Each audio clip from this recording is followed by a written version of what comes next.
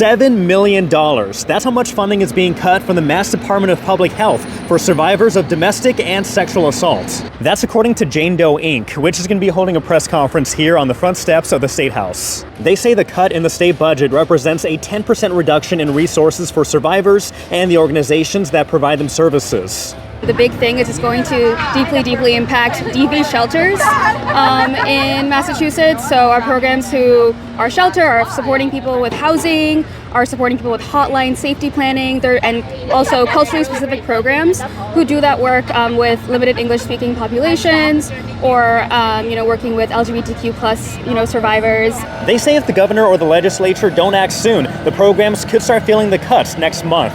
These cuts take effect December 1st, and they will mean fewer shelter beds, fewer advocates to answer crisis lines, and fewer community-based resources for housing, legal, and medical advocacy.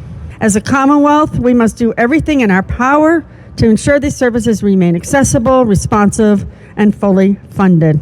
As we go through this process, I'm committed to working with my colleagues to restore this critical funding via an amendment. There is no time to waste.